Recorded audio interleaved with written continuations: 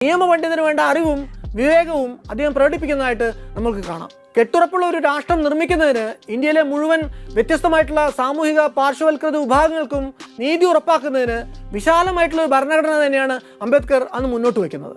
എല്ലാ സാമൂഹിക വിഭാഗങ്ങളെയും സവിശേഷമായി ഉൾക്കൊണ്ടതുകൊണ്ടാണ് ഇന്ത്യൻ ഭരണഘടന ഇത്രയും ബൃഹത്തായത്. 1927 ഡിസംബർ 25 ഇന്ത്യയുടെ അലിഖിത ഭരണഘടനയായിട്ടുള്ള മനുസ്മൃതി കത്തിച്ചുകൊണ്ട് അംബേദ്കർ ലക്ഷ്യം വെച്ചത് ഒരുപക്ഷെ ഇത് തന്നെയായിരിക്കും. വിവിധ ജാതികൾ, മതങ്ങൾ, ദേശങ്ങൾ, സംസ്കാരങ്ങൾ, ഭാഷകൾ, ആചാര അനുഷ്ഠാനങ്ങൾ എന്നിവ അനുവർത്തിക്കുന്ന ഇന്ത്യയിൽ ആഭ്യന്തര സംഘർഷമില്ലാതെ നിലനിൽക്കുന്നത് ഭരണഘടനയുടെ വൈവിധ്യങ്ങളെ ഉൾക്കൊള്ളുന്ന ഈ ഒരു സവിശേഷത കൊണ്ടാണ്. ഒരുപക്ഷെ ഇന്ത്യയിലെ ആദിവാസികൾക്ക്, ദളിതർക്ക്, പിന്നോക്കക്കാർക്ക്, മുസ്ലിങ്ങൾക്ക്, മതന്യൂനപക്ഷങ്ങൾക്ക്, സ്ത്രീകൾക്ക് സംവരണം ഉൾപ്പെടെയുള്ള ഭരണഘടനാ പരിരക്ഷയിലൂടെ അവകാശങ്ങൾ നിയമപരമായി ഉറപ്പിച്ചില്ലായിരുന്നുവെങ്കിൽ എന്താകുമായിരുന്നു ഇന്നത്തെ അവസ്ഥ എന്ന് നമ്മൾ ആലോചിക്കേണ്ടതുണ്ട്. സംവരണമുള്ള ഇടങ്ങളിലല്ലാതെ മറ്റൊരിടത്തു പോലും